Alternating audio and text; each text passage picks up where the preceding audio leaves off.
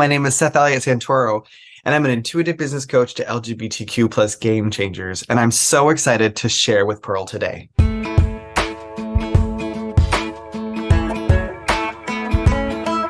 Hello, sunshine. Good to see you. Hey everybody, this is Pearl, and I'm so excited to have you back for another Conversations with Pearl. And today I have a really special guest who's been an inspiration in my life over the last 6 weeks, and I've gotten to know him from my special friend, Julie DeLuca Collins. And we're going to talk about a book that I've been using over these past few weeks to help me through the loss of our son, Matthew. But today I'm excited to bring you Seth Eliot Santoro, who is an intuitive leadership expert, healer, reframer, and smileologist. You got to smile when you say that, right? He's a spiritual consultant, intuitive bestseller coach, psychic medium, animal communicator, HR advisor, speaker, bereavement facilitator, and death expert. Seth is also a 3-time #1 international bestseller, author of Smile from the Inside, From Grief to Grace, and Finn and the Ferocious Flu. With many more self-help and children's books on the way, Seth's vision is to inspire 1 billion humans to heal, therefore, from smiling from the inside.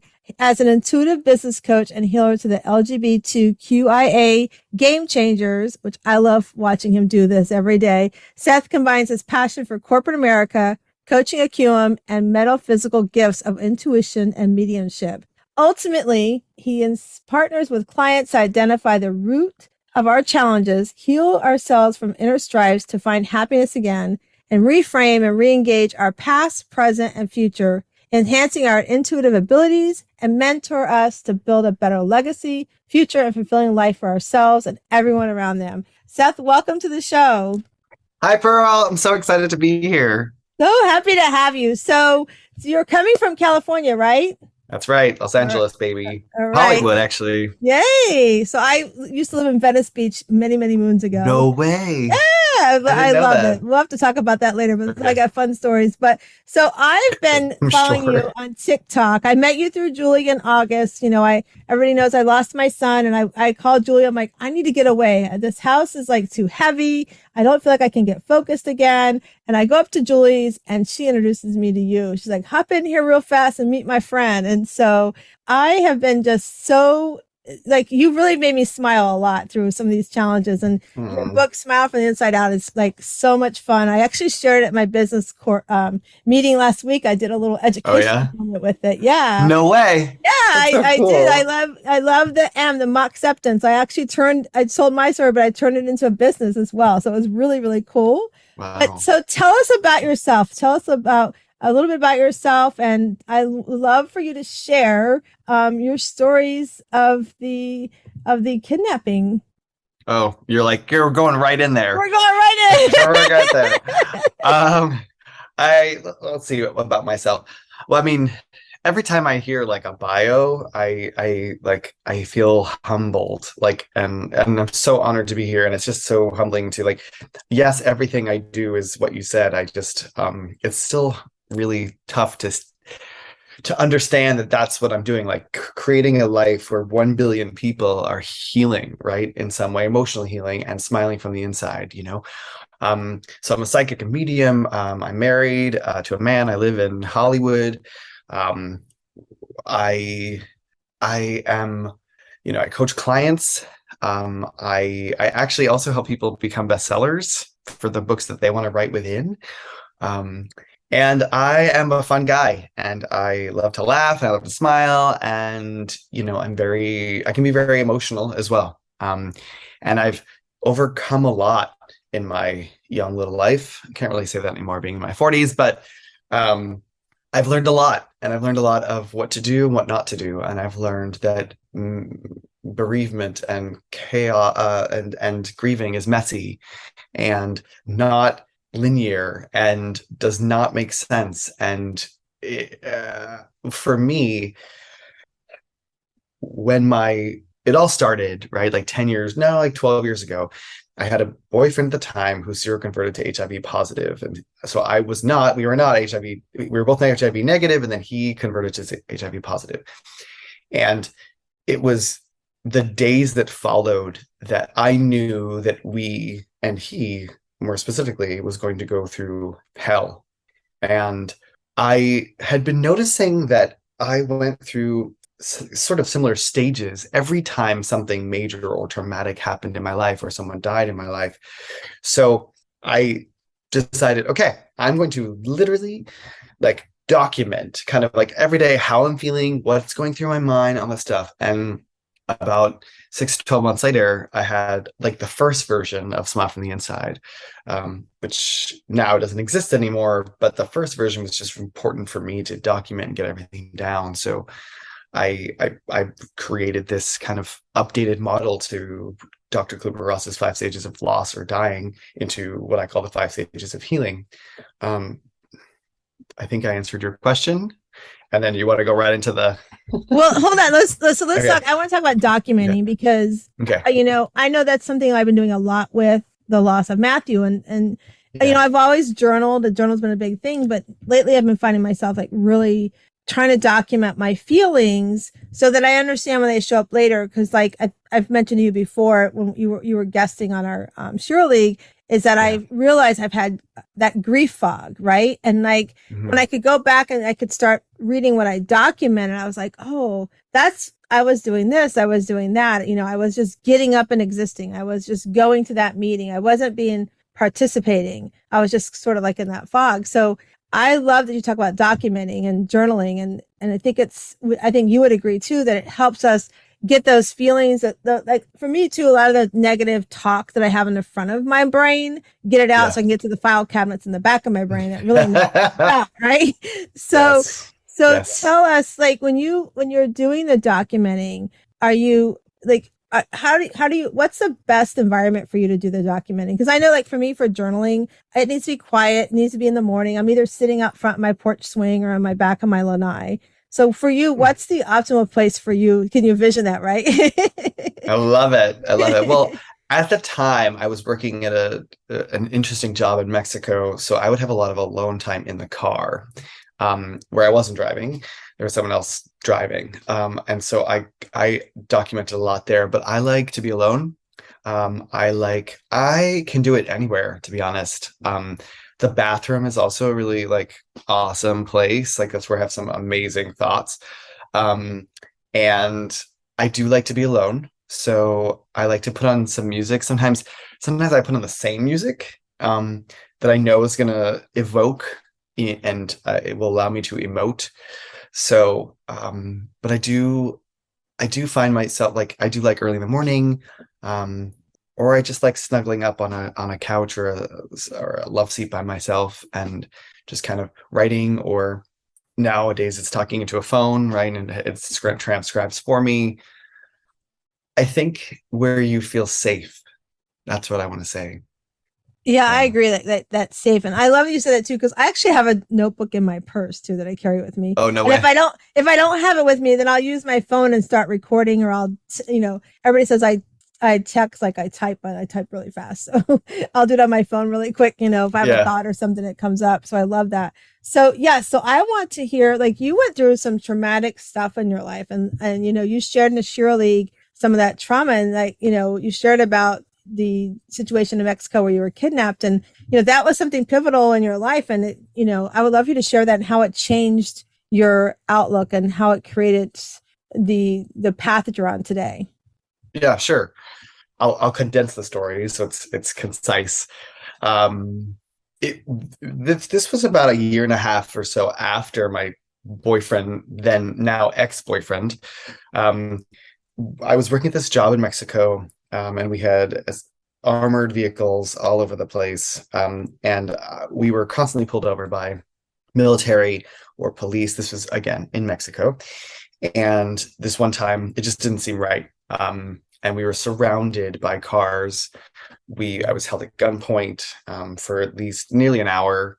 I do speak Spanish fluently, so that helped and hindered, I think. And I would get upset, and then the guns would get closer to my head. And I could tell that it was not just the regular police, like they claimed they were the police. I could tell that it was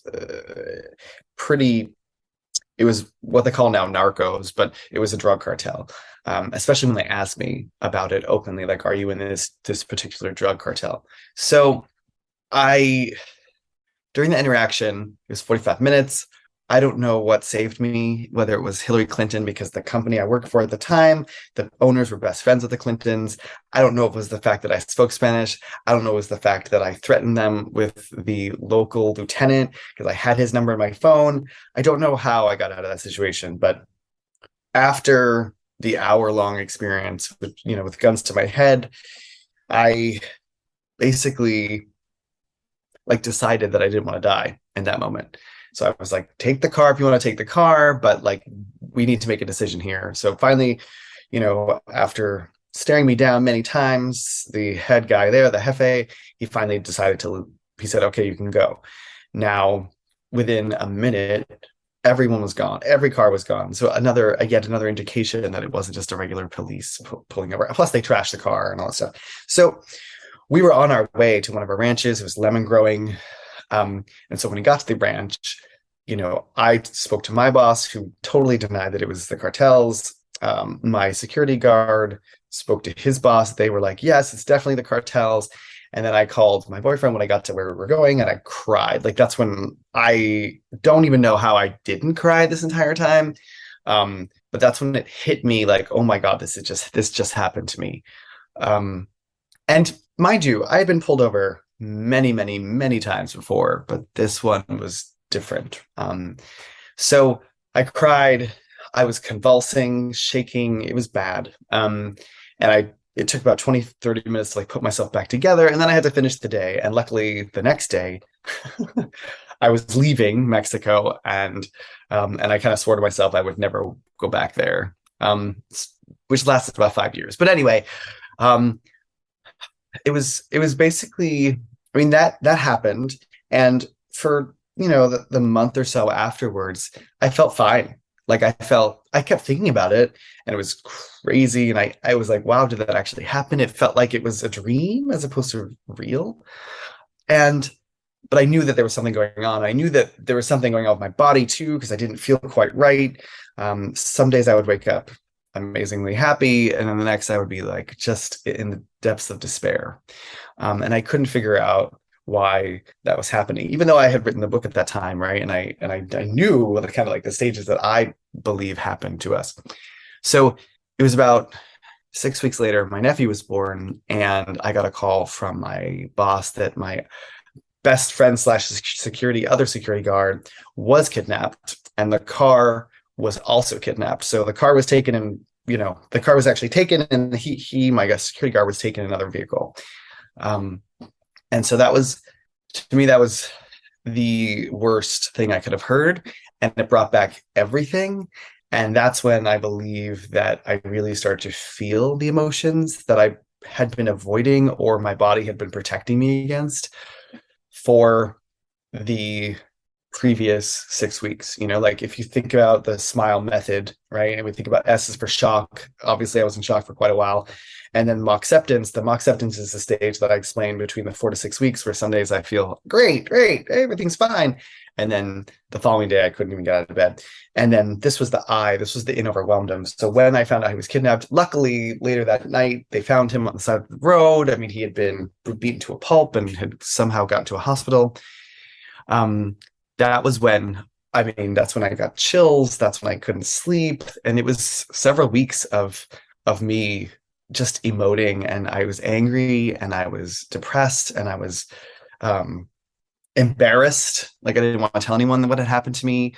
So during all of that in overwhelmed time, my boss called me at the time and said to me, hey, you had a tough time in Mexico, and now that this guy has been kidnapped, what do you think about going back to Mexico? And I was like, I don't think I'm going to go back to Mexico, probably ever again. And he said, okay, well, I've thought about you in other roles, but I don't, your job is in Mexico. It's not in California, the United States. So he said, I'll look for you within the company. And I was like, you know what? It's okay. I think I want to go out on my own. I want to do my own HR thing. And I was the director of operations and HR for this company. And I told him it wasn't worth my life. And this was my first 6-figure job too. So I was so excited about it. I got to travel all the time, and it was great, and I got to work from home and like from Mexico, and it was just amazing. It was the most amazing and stressful job. But it was that in that conversation that I realized it's not worth my life. $100,000 is not worth my life. Plus, he said to me, I didn't think you would last more than 6 months. Now, what I have not explained to your audience is that this was the most brutal time in Mexico where I was. And there were 4 different cartels vying and literally warring for the best route from Mexico City or CDMX to Reynosa, which is on the border of Texas. So they would threaten us through Twitter, and they would say, like, this is the curfew, we're going to wreak havoc after that.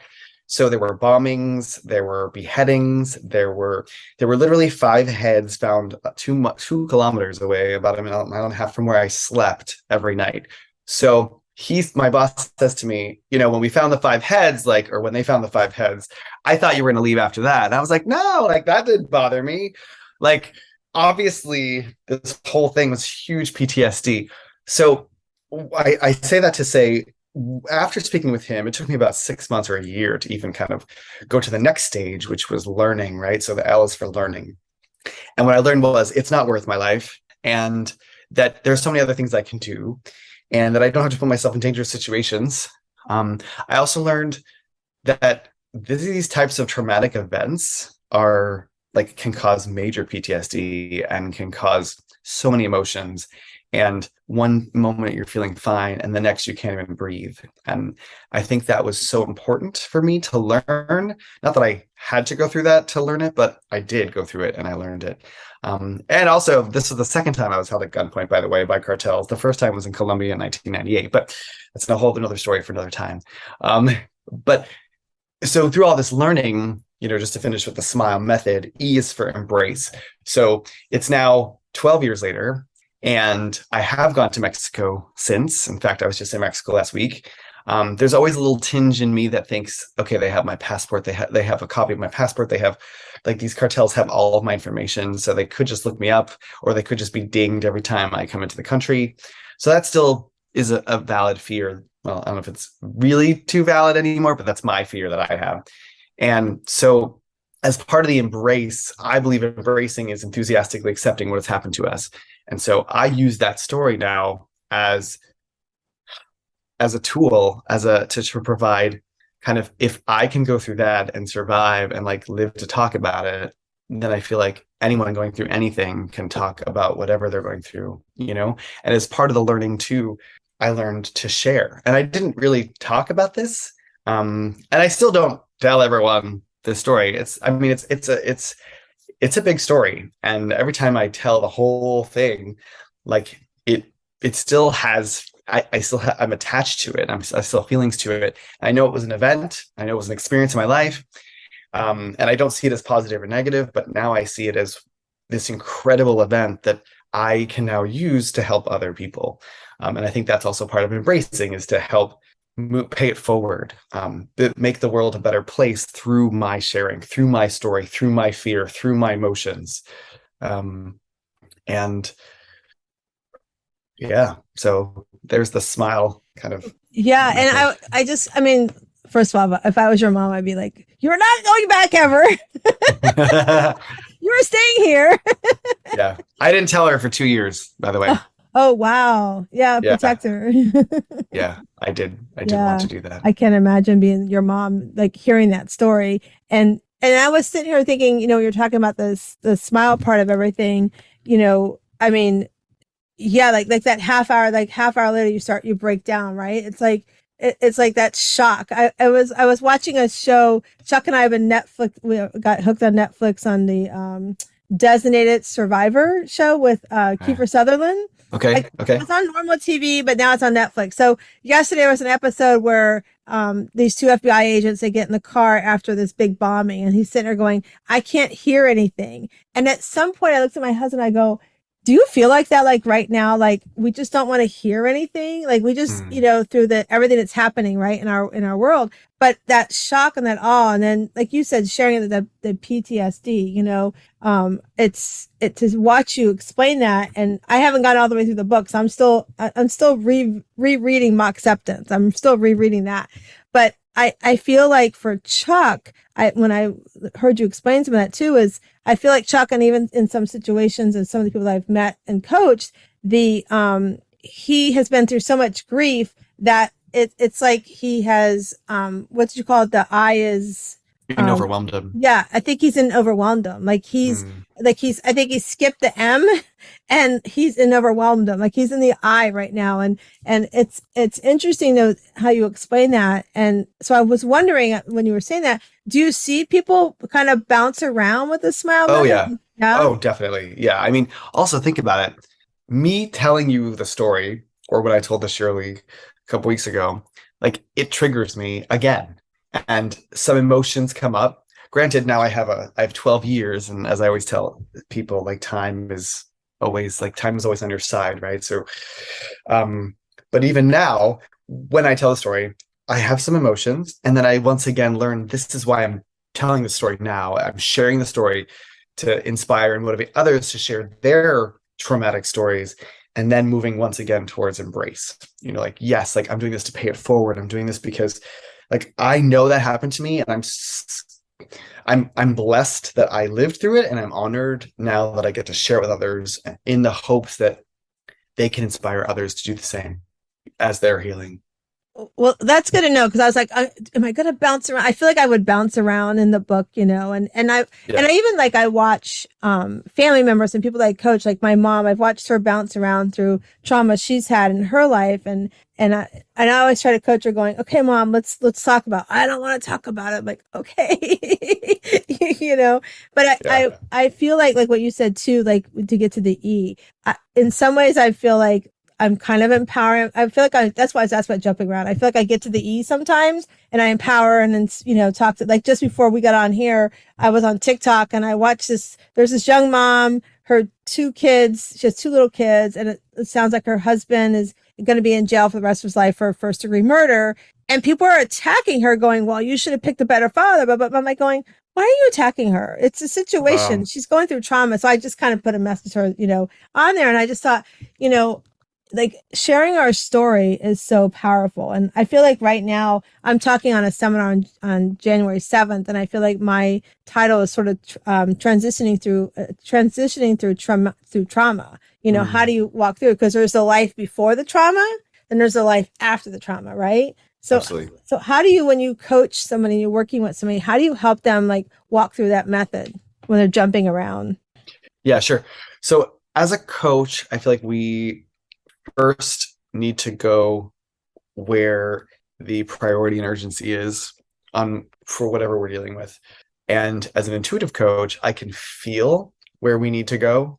And how I coach someone essentially is through every experience of their life, because grief and trauma permeate through everything, especially when you're in the throes of it. Not when you've had 12 years like myself to process, right? But when you're in 6 months or 4 months, like you're in it. So everything, every little incident that happens in our lives, it has this thread of the trauma through it or grief through it. So we might be talking about how someone cut you off today and how it triggered you somehow, blah, blah, blah. But like that's an important conversation, because then we learn what to do next time or what not to do next time, or that you need a minute sometimes, to just yell into a pillow or get your anger out, So I usually I always have like ideas for, and I have their homework and we talk about winnings and losses and that sort of stuff. But I always have the framework in mind of where, like, are you SMILE today? Where are you today? And let's talk about it. So we use whatever they're going through to identify what they're feeling today. And all we have is the present moment, right? So, and the feelings that we're having now. So let's deal with that. And then I listen to them and I feel into what I also am feeling from the universe or spirit or what have you, to either advise them, guide them, mentor them, or just let them cry or just let them be. Um, it's important. Like silence is sometimes important, you know? People need to speak or be heard or feel appreciated, acknowledged, validated. Um, so it's and we laugh, we cry, we do everything in between, right? We smile, we frown, we get upset, we get angry, aggravated. But it's in a safe space. And when I say safe space, I mean people usually feel safe with me. If they're working with me, I would hope so. But also there's like this level of protection that I feel like I put around everyone that's in conversation with me or all of my clients, of love, of call it whatever you want, call it beautiful white light, call it golden light, whatever. I feel like their guides are with me, their angels, their family, their everyone is with us, all for the goodness and the healing of this person. And I also, people don't know this, but even as we're doing sessions together, I'm sending people healing. Sometimes it's more obvious than others. Sometimes I actually take a minute and I'm like, I'm just going to send you some healing right now. But most of the time I just let them talk. And as they talk, I send them healing. And something about that is a beautiful concoction of like a safe space. So I would love to know, like, when did you start feeling like you had that gift, like to do that? And I love too that you said, because I've had clients come to me and they're like, well, my coach that I used to work with, because I'll ask them if they work with somebody, why weren't you working with them? Well, they said they did everything like that they taught me. And I found out their life wasn't like what they were teaching me. I'm like, okay, first of all, nobody's life is perfect. I don't care if you are the most successful multimillion-dollar coach. Life is not perfect. So if they are telling you that they're living everything, then you do need to fire them. And you have to understand that if I'm going to coach you, my life's not perfect. Like things are, I'm coming to teach you my skills, my lessons. I'm paying some of it forward, but life's not perfect. Right. And so like, I would love to know, like, when did that, Seth, for you start seeing and feeling that you had that gift? I think it was about a year and a half after this event in Mexico. I was dating another person, but it was the same type of individual who did not reciprocate or show me love the way that I needed it or wanted it. And I knew I deserved so much better. So I literally got up, I rolled over and I said, I deserve so much better than you. I do. I'm sorry. I know it sounds harsh, but I deserve better. And the second time I said that, like the next day, the world opened up. And it was almost as if the universe and the spirit world was like, okay, you're ready now. Whether I was or not, probably didn't matter, but I would be sitting with people and I would feel all sorts of, it all started with mediumship, which is tough because you're going from just sitting there and then all of a sudden being aware of someone. If someone's mother comes and they might mention that their mother passed, and then the mother starts showing you all sorts of images, signs, symbols, video clips. So it was very overwhelming for the first 9 months. And mind you, when I saw The Sixth Sense, I was like, I want that to be my life. And I was in love with Long Island Medium, and I was in love with John Edwards. And so I thought it was the coolest thing that they could speak to, deceased individuals or humans or animals. But when it happened to me, it was very different. And I didn't know any mediums. So I reached out to a couple different mediums that were like in my periphery. And I said, I'm having all these weird feelings and thoughts, and I don't, like, can we have coffee? I just want to discuss that with someone. So it took me about 9 months to kind of come out again for the second time in my life, and this time was actually harder for people than the first time. Like, being gay is one thing, but like when you tell someone you speak to deceased loved ones or spirit or animals, it's a whole nother ball game, which I thought was fascinating. Anyway, back to your question. So every year or two, the gift, it expands. So it all started with mediumship, and then I started practicing and studying. And in studying, I learned that all mediums are psychics, but not all psychics are mediums. So mediums can speak with deceased loved ones, humans or animals, and psychics can, I like to talk about psychics in the word intuitive, like you help people with the not so distant past, the present, and the not so distant future. That's what I think I do as a psychic. Then I got into Reiki and energy healing, and that all started happening. And then all of a sudden, I was at a restaurant on like Valentine's Day evening, and I started to feel like the unborn baby of the woman next to me. So I gave her a reading. I knew her name. I knew the baby's name was crazy, So then I started doing prenatal readings. I still do them, but that's really fascinating and fun. And then all of a sudden, I realized I can read animals too. Um, so that was, and I thought they just had to be deceased, but then I realized, then I read for a cheetah in South Africa, and they were alive. So yeah, so never a dull moment, and I can't wait to see what the next gift is going to be. That's so wild. And like you said that it was the second time it coming out, like it was, I just can't imagine that would be like, I'd be like, oh, that's so cool. Tell me about it. Yeah, no, it wasn't Yeah. that way. It Oh, wasn't that way because wow. I have a lot of Catholic and Christian friends, and Yes. or people that are afraid of death. Right. Yeah. And I Yeah. used to be one too. Right. Like I never liked talking about death, but now I'm obsessed with it. And it's funny because like I always talked about like, so when my mother-in-law passed, we were with her. She was supposed to come home, and it's so weird because like I feel like sometimes I get these like premonitions, right? So I went to go see her on Monday. She was supposed to come home Wednesday. And so I went to go see her on Monday, and I was leaving, and Wednesday we had tickets to the Harlem Globetrotters. My son was home for spring break. So we were going to go. And so I'm like, hey, mom, I'm going to swing by with the boys. We'll see you. And then Chuck's going to pick you up afterwards. She's like, okay. So I'm getting ready to walk out the door. And she literally goes, I mean, her roommate, she did this so matter of fact, her roommate looked. She's like, Pearl. I'm like, what, mom? What's the matter? She goes, don't speed. And I'm like, I'm not going to speed. It's okay. I'm going to drive home safe. No worries. So Wednesday comes, I'm at the office. They call me and they say, she's not feeling so great. So why don't you wait till later to come pick her up? She's, we just want to, I'm like, okay, no problem. So I go to the house. I literally had changed into some comfortable clothes. I'm going to hang out for a few hours. And then all of a sudden they call and they go, you need to get here right away. She's taking a turn for the worse. We don't know what's wrong. I mean, literally we're like, oh, what the heck's just happened, right? So we put Chuck and my older son, who's home from college, they go in one car. And I'm like, I got to go pick up Nate from high school because I need to get him there so we can all get there, right? So I'm driving and I get to the stoplight. I'm like, son of a gun.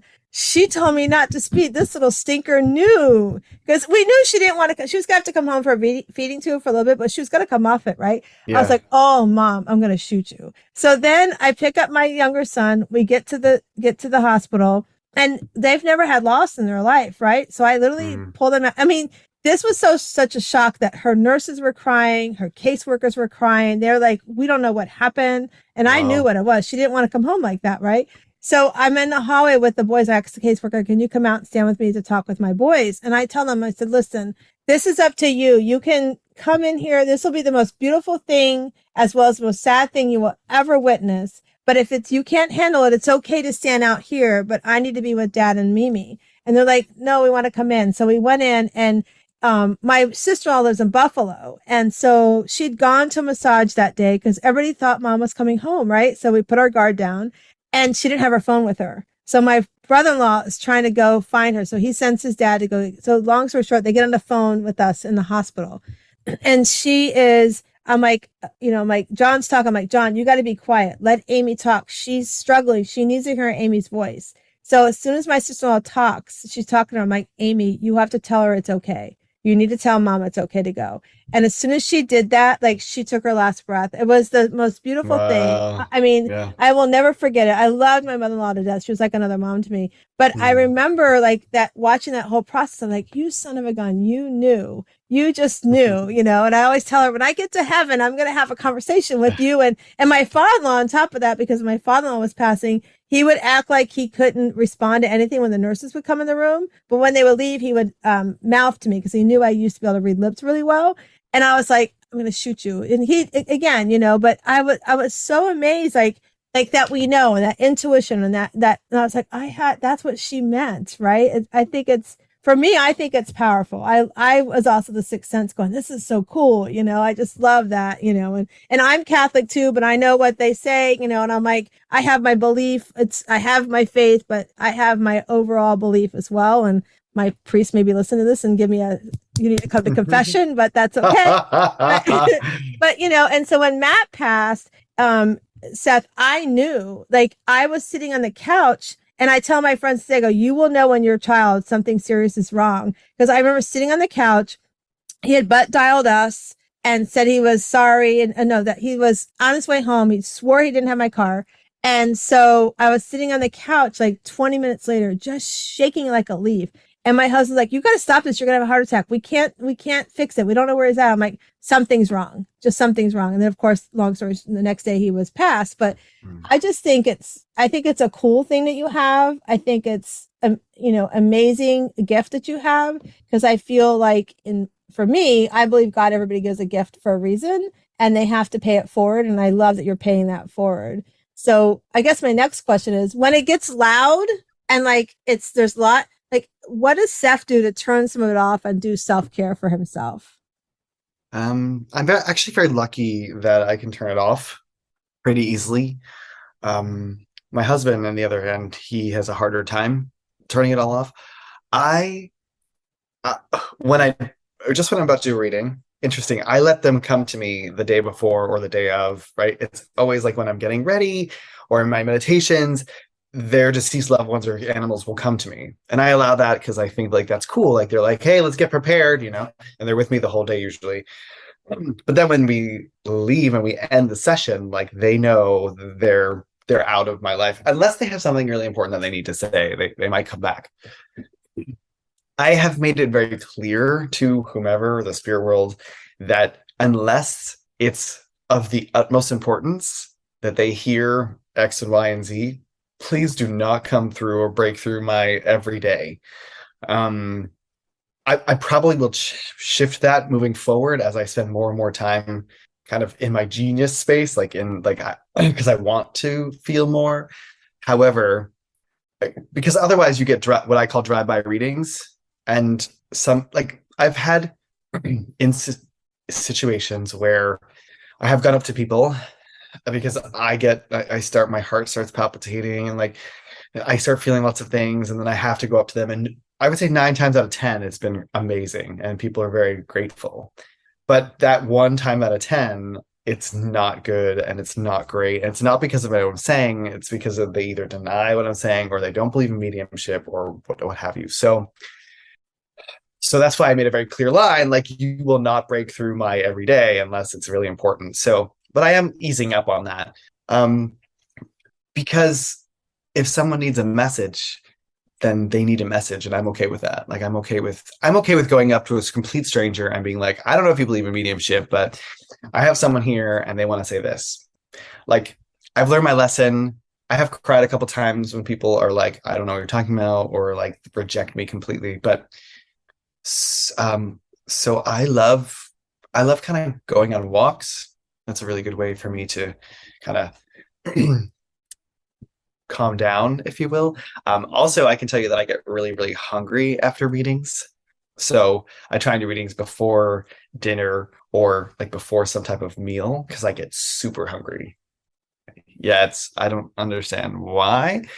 Probably I can probably tell you the energy it takes for me, because I feel like we have to raise our vibration or our vibrational energy, and then whomever is on the other side has to like kind of descend a little bit in their energy. So I often sweat. It's pretty common, but I sweat during readings. It's not normal sweat like at working out of the gym. It's just a different type of like nervous sweat.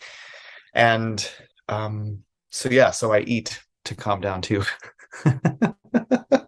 So you burn some calories. You got to get some. I burn some calories, right? That's wild. And amazing. I love, okay, so for the listeners listening, listen, he's even got boundaries over people coming to want to send a message. I just love that you even have boundaries over that. That's so cool. Because we have to set boundaries in our lives, right? I mean, Absolutely. It's just so important. And I just love that.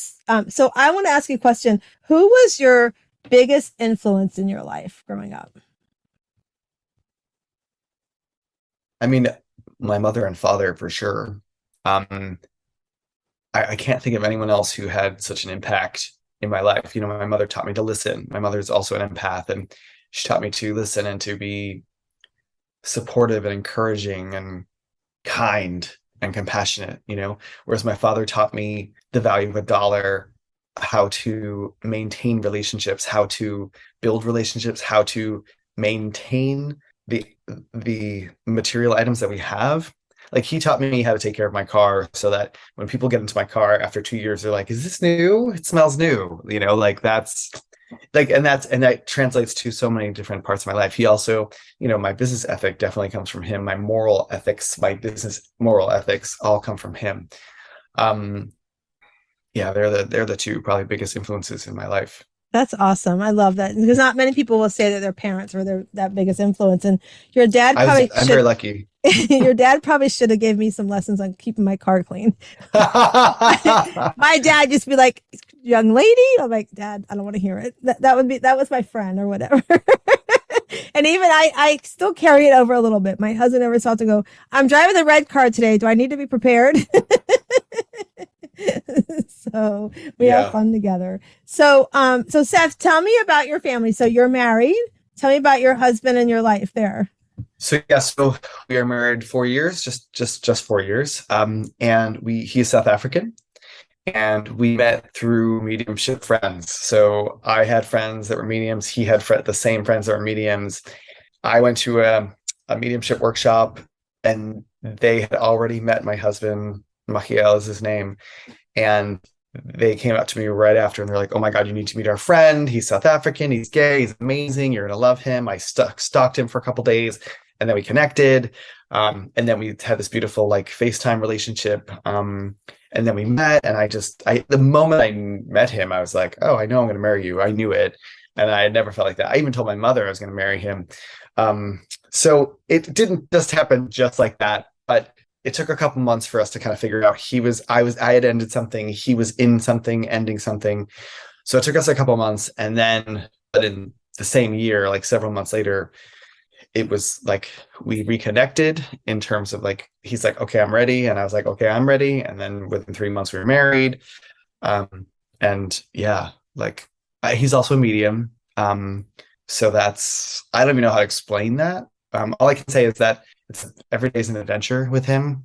And I can't tell whether sometimes there's a bug in the house or a spirit in the house, because he makes the same noise when he sees a bug versus a spirit. So that's crazy. Yeah. So it's crazy. It's fun. It's exciting. And yeah. I have a sister. Oh, yeah. Go ahead. I have a sister, and I have a niece and nephew, and I do want children, and they're the closest thing I have to children. And I love them so much, so dearly. That's so cool. Yeah. So your story is a little bit like Chuck and I. So I met Chuck, so you're in California. You'll know Knott's Berry Farm. I met him at a company picnic. Okay.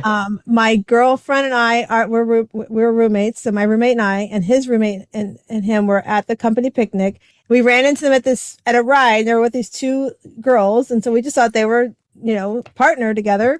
So that was back in the day of break dancing. I used to be able to do a little break dancing. Not anymore. Yeah, so that's back in the day. And Chuck was the Running Man dancer, right? So he was the Running Man dancer, and amazing. I felt so sorry for him.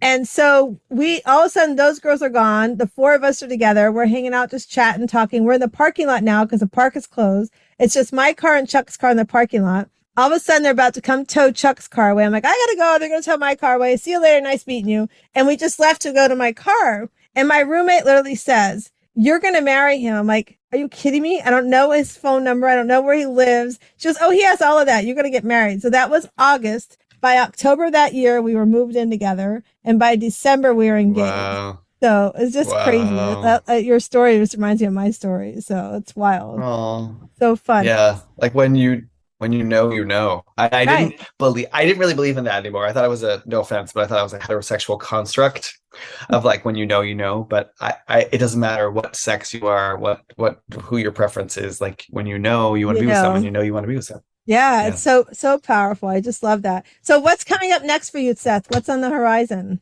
Yeah, I'm finishing up my second children's book. The first one it's called Finn and the Ferocious Flu. It was about a family going through a fictitious pandemic, and how they navigate through that. The second book is going to be called Scout and the Serious Split, I believe. And it'll be coming out April or May of next year. And it is about two women getting a divorce and how their children navigate through that with coaching and therapy. And like they're just how to, all my books are based on the Smile method and I call it the Smile Adventure series for kids. Because I tell it in the way of like you go through the first process through the Smile method. So I'm excited about that. I'm going to start on my third book pretty soon for children. Then they also are all going to have some type of LGBTQ plus kind of aspect to it. Not that it has to be so blatant. And I have two more books in my mind. One is about intuitive leadership, and the other one is about how to support others going through traumatic times. I don't think there's enough books out there of how we help others. So I'm also looking into like doing more paid speaking gigs, maybe even a TEDx talk, that sort of thing. So there's a lot of incredible things happening. I mean, don't get me wrong, my life isn't unicorns and rainbows at all. Right. Like Right. last year we lost my husband lost his mother, and that was traumatic for everyone. There's just ups and downs every day, even. But I'm really looking forward to 2023 as like a year of incredible accomplishments. That's so awesome. It sounds so, I can't wait to watch you and do all these amazing things. It's so cool. And I love that you're reaching out to the kids too, because I think it's so important that we help our young Absolutely. ones so young. It's so powerful. Okay. So before I do our cards, tell me where they can find you at. Oh, sure. I am SethEliot.com, 1L, 1T for Elliot. So I am SethEliot.com, or my hashtags and symbols are Seth Eliot Santoro. So at Seth Eliot Santoro for in Instagram, Facebook, and TikTok. I'm trying to grow my TikTok, as Pearl knows. And yeah, I think that's, and then you can find me Seth E. Santoro. Just be careful if you Google Seth Santoro, you might get a gay porn star. Just letting you know. Yeah, just letting you know. So Google Seth Eliot Santoro or Seth E. Santoro. Awesome. Yeah. That's so cool. And we're going to share all the links when we post everything too. So, all right. So we're going to do our cards right now. Seth knows he's going to tell me when to stop. So I'm going to shuffle them now, Seth. So tell me when to stop. Stop. Okay. Ooh, you put me way down the deck. Ooh, what would it be like if it was easy? Ooh. I kind of need the Jeopardy music right now. What would it be like if it were easy? Yeah, no. I think the purpose of life is to live, and the purpose of life is to enjoy. And I think if it were easy, we wouldn't be able to enjoy as much. We wouldn't be able to live as much. We wouldn't be able to appreciate the happiness, the contentment, the good times, the joy, the playful times as much. So I think it would be a shame. That's powerful.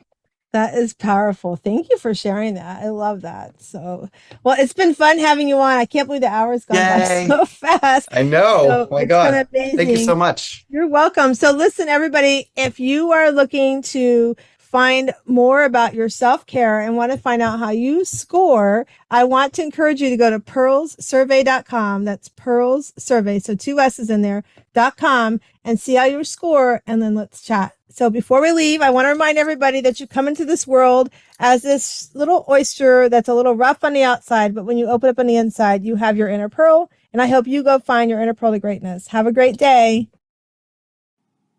Hi, my name is Pearl Sharenza, and I'm with Women's Successful Living. And I want to tell you a little story. You see, once upon a time in the middle of COVID, I noticed that more and more women were overwhelmed. We were having to balance households. We're having to become teachers. We're having to work our job while we're trying to become a teacher. We were sitting in our home with our children and our spouses or our loved ones and feeling overwhelmed. We were lost for where we're going to find space in our own house. So I was feeling that this overwhelm was stressing women out more, that they felt like They could not have a Calgon take me away moment. They felt like everywhere they turned, somebody in the house would find them, or their job wanted them on another Zoom meeting. And I just felt so sorry for these women as I spoke with them and felt the pain, because I too was feeling sorry. I was feeling sorry that I couldn't go out and do the things I love to do. I could go out, yes, and take a walk and sit on my front swing, but I couldn't go to the community meetings and the fundraiser functions, or go have lunch with a friend, or go to the movies with my husband, or just take a moment away from everything that we're responsible for as moms and wives in our homes, right? You become that CEO mom and you're running a household. But then if you're working outside of the household, not only are you a CEO mom, and if you're asking what a CEO mom is, that's a mom who is running the household. Because let me tell you, you're not sitting around eating bonbons every day. You truly are running a business of a home. But then maybe you also work outside of the home. And here you are, you're trying to balance working in the home, working outside the home. And then maybe you have children and you're having to learn how to become a teacher, because bless our teachers, they're trying to learn a whole new way of teaching through Zoom. And so as I spoke to the women in my community and my clients, I found they were also feeling all this overwhelm. They were becoming stressed. They were sitting in the home with all their children and their spouse, and they're going, I'm with you 24 hours a day, 7 days a week. I love you, but I don't love you that much. Were you feeling that way too? So I found as they were feeling this way that I had to do something. And every day, about a month after into the pandemic, I decided to try something new. I decided to create a space where we could meet via Zoom. And yes, I know, another Zoom meeting, really, Pearl? But I just knew that was the only way that we could get together. And the rule was you had to go in a room where you could put a note in the door and say, I'm on a break. I'm on a timeout. Whatever you want to call it, you could make that note on your door. Because really, we have to take time for ourselves in order to really take time and care for our family, our loved ones, and our job the way we know we want to and we need to. So what I did is I created what we called our self-care Sunday evening. And it actually became Shiro's, is what we ended up naming it.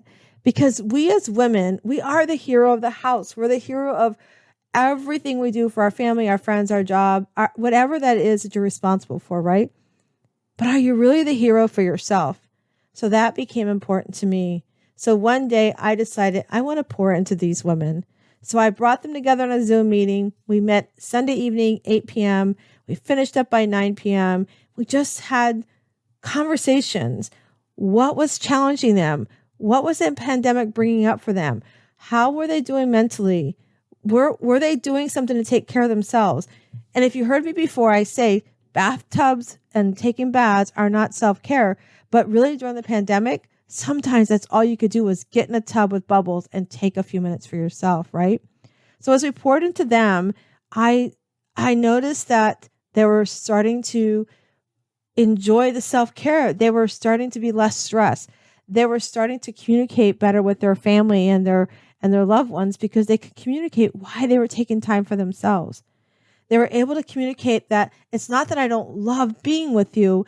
It's that because I love you so much, I need time for myself. So on Sunday evenings, we worked on things about self-care challenges. We created a challenge of self-care where every day they had to do something. It could be something that took them 1 minute, or if they wanted to, it could be something that took them an hour. But it was their job to do something for themselves every single day.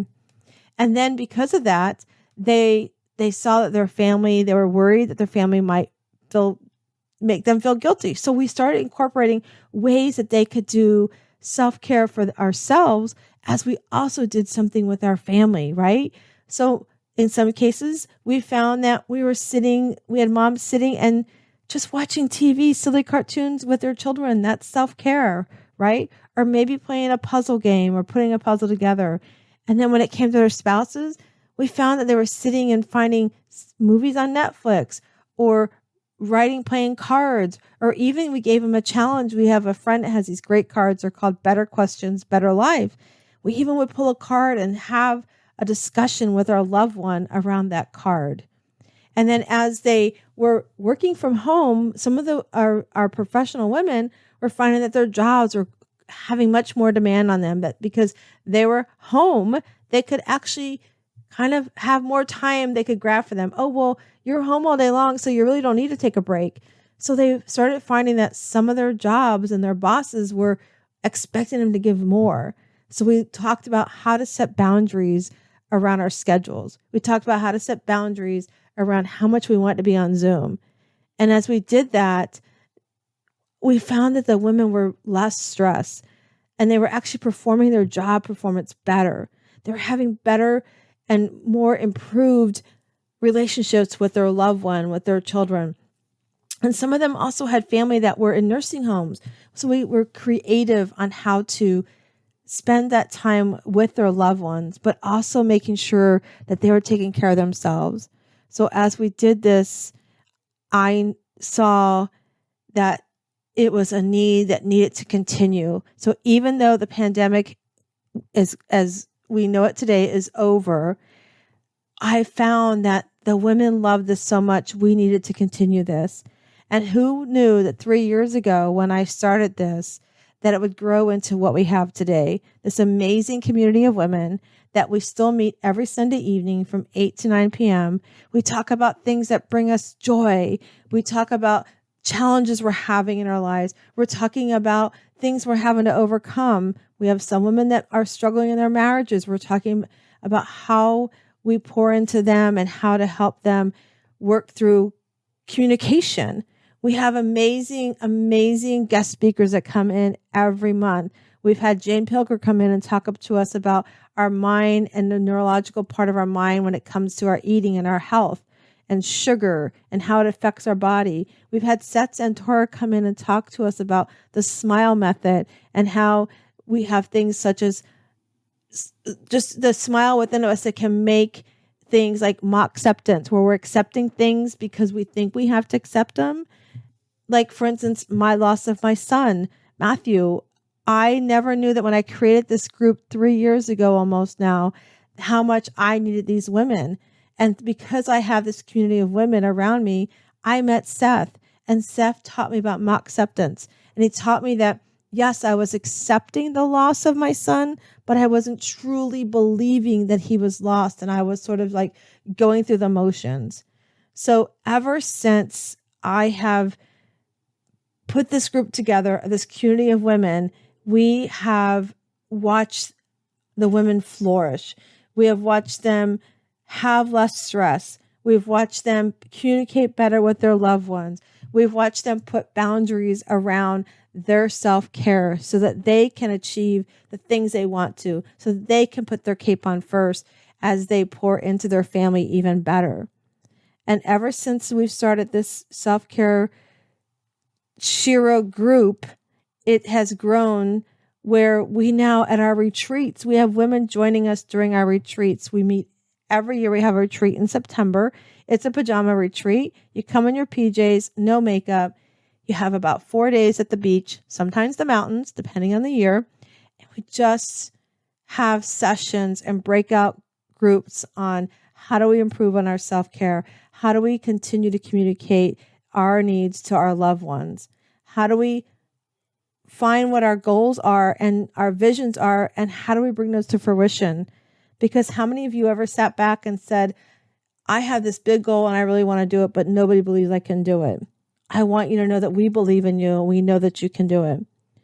And so if this is something that you want to learn more about and come and enjoy a great way to end your week and begin your week, I would love for you to join us, because on top of our speakers, we also have an amazing meditation coach where she empowers us to sit down and just take some quiet time for ourselves and just be in our own space as we reflect on what we truly want within. And I am so honored to watch the progress and the growth that the women in this community have accomplished.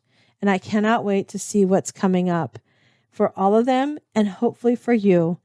And if this is something you would love to learn more about, I would love to invite you to come and visit us one Sunday evening. Like I said, it's a great way to end your week and a great way to start your week.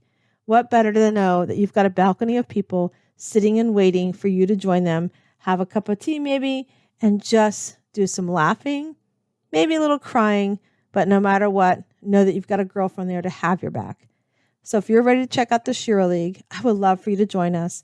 All you have to do is email me at pearl@wsliving.com. That's pearl@wsliving.com, and I would love to connect you. I hope today you know that we've all come into this world. We're a little oyster. We might be a little rough on the outside, but on the inside, you have a pearl.